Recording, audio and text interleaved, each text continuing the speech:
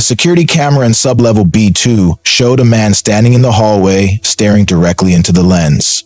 Only problem was, that hallway had been sealed for 3 years. Mark Alvarez had taken the graveyard security shift at Grayson Tower because he wanted silence. After a failed marriage and the unresolved trauma that pushed him out of the police force, isolation suited him. The job was simple: sit at the lobby desk, monitor cameras, and walk the lower floors of a decaying corporate tower now under slow renovation. It paid enough to keep him fed and alone. The first few nights were uneventful: empty hallways, flickering lights, and the smell of dust and old concrete. Then came Thursday. Around 2:46 a.m., Mark was nodding off with a lukewarm cup of coffee when camera 29 flickered.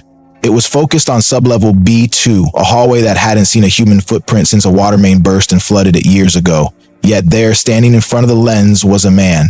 Soaked, pale, in a faded gray uniform, he stared directly into the camera. His mouth moved, slowly forming a name, Mark's name. Then the feed cut to static. Chilled, Mark checked the logs. No one should have been in B2.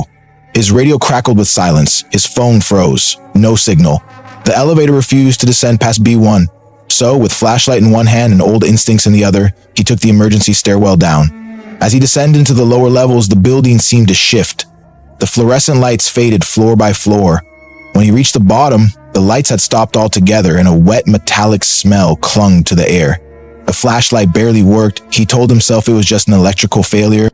The corridor of B2 was worse than he'd imagined, walls weeping moisture, mold creeping up from the baseboards. But someone had been there. Fresh, wet footprints tracked along the hallway, right up to the camera. The same one that had shown the man staring earlier. Now it was dead. Then came a tapping sound. Not from behind, not from ahead, from above.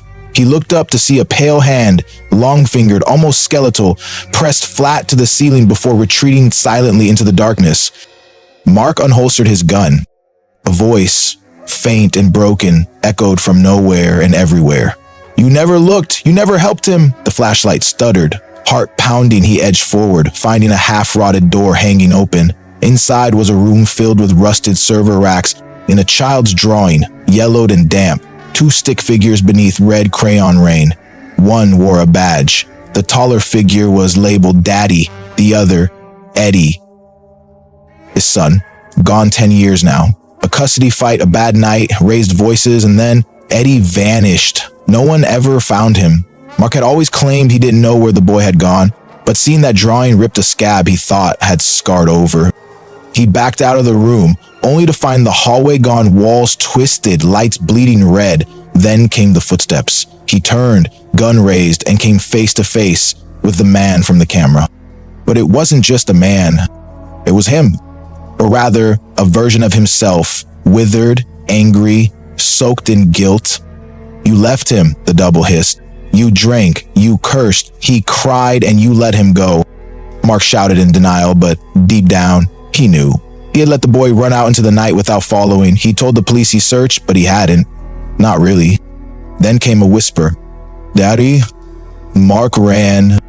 The hallway contorted behind him. The tower howled. His feet found a glowing exit door, but beyond it wasn't stairs. It was Eddie's bedroom, a soft blue glow, stars and planets on the walls, and in the corner, curled up and silent, was a small figure.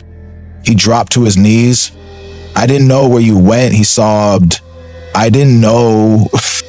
A small voice replied, "You never looked." And the room collapsed into blackness.